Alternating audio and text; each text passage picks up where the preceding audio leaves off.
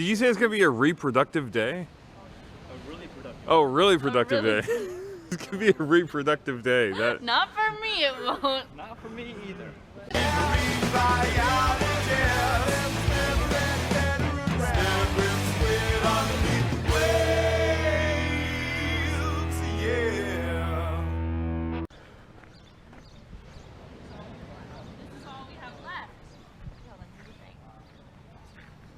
That's always a good thing.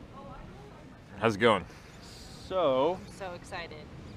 to follow up the ROV testing, we thought it would be a really good idea to clean this rope off. You know, it got kind of salty in the salt water, and it'd be a good thing to clean this thing off. So, we collectively decided to.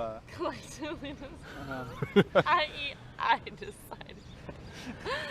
I'm trying to be gracious here. To dump said rope unspooled into this nice big wash bucket we have over there by the beach lab. And well, just like normal natural processes, is entropy increased, disorder increased, and here we are inputting incredible amounts of energy into said system to re-establish order. Thank you, chemist. So can you say that in a way that the people watching could understand? Is it done? It's done. So the rope got tangled, and now it's not tangled. 2.5. Hold on, don't four? shake too much and retangle How many it. hours? Oh, wow. Oh my word. Since 8 this morning? We did Almost it. 3? It's untangled. 8:30 this The morning? rope is untangled. Almost. We got a piece to do still. We did it! Woo! Oh! So Let's run. the rope got tangled The rope got really tangled. Right. because you Yeah. you unspooled 1,500 feet of rope into a wash bucket. Yeah. It seemed like a good idea at the time. I don't know, done. But you know what? Hey, this is good. Now it'll all get dried out. It won't get moldy, and we can spool it back up again, and we can use it next time we decide to Test. ROV stuff, which is good. So right now, what we're going to do is I have several of these temperature probes, and we are going to put them in the lid of this thermal gradient here. And in order to do that, we need to drill holes. And we have marked some things in Sharpie here as to where we're going to put these. And eventually these will all be hooked up to a USB system, which is exciting. And Taylor is going to be brave and is going to drill. This is big because if we mess up, it's not going to be easy to fix. Here we go.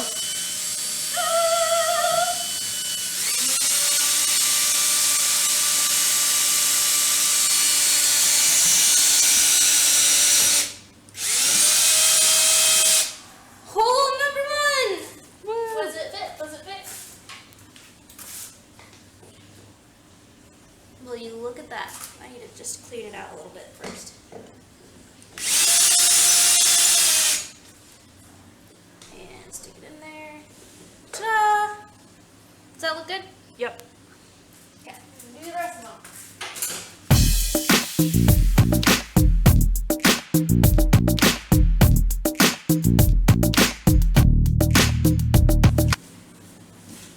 I would like to thank my father for teaching me the ways of drills. Parents are very important in the development of scientists, especially daddies. This here is our lovely titration lab, and all of its glory that I've been sitting in the last 4 hours. So I thought it was a good idea to calibrate the pH probe. Seems like a good idea. Took me like an hour just to press the buttons of this stupid machine, because sometimes you press a button about 8 to 30 times before it actually goes to where you want it to go. Finally got it calibrated with some pH buffers, and then ended up doing the titration, and the titration took me something like an hour. It was totally off. I added, I don't know, 8 milliliters of hydrochloric acid. I usually add something like 3 or 4, so something was very off. So now we're just sticking the probe that we just calibrated into different buffers. This is a 4 buffer, obviously off. We stuck it in the buffers that we actually calibrated with, and they were already several tenths off, so fun troubleshooting. now on things out looking for different buffers, but that was a good time spent here in the titration lab on the search for new buffers.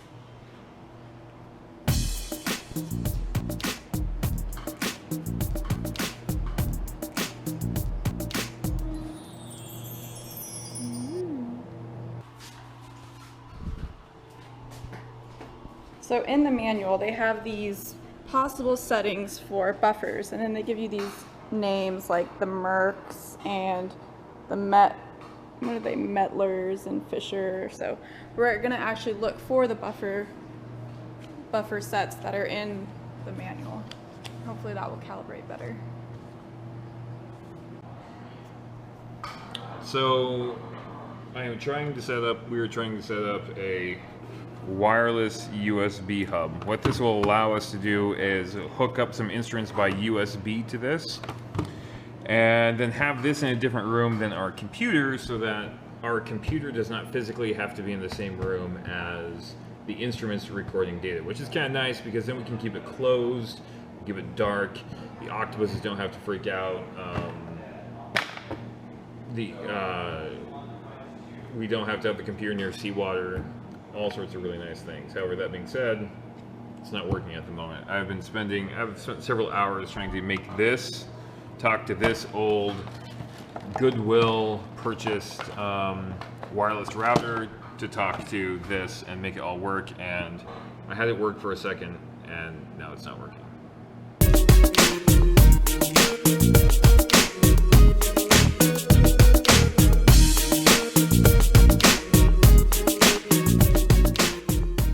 Mo, tell us what's going on here. So we just set up the temperature probes and the thermal gradient, computers and all. So this morning Taylor drilled holes in the lid and we fit them for these probes here. And then we have this contraption with a wireless hub that is hooked up to a router, and so these hook up to the thermometers, which then are plugged into that wireless hub, which then comes all the way out here to this router, which transmits information to this computer. And you can see here we have 6 probes. Nice. And they all are reading the temperature. It's exciting. You're getting water everywhere. Oh, what happened? My hoodie Covered in water? covered in water. What happened? Right down my shirt. I'm trying to get the water to flow through the filter, and I'm not getting it to, and so I thought maybe it just wasn't the filter itself wasn't full. So it flows slowly through the filter. Yeah. Most of it will overflow the top, and actually right now you have too much water in the entire system. Well, yeah, that's how their water. Yeah.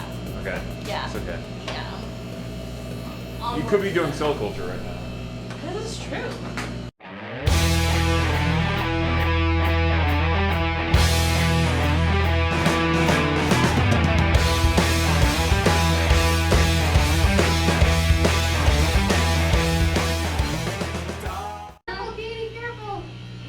Oh, there he goes. He's going for it.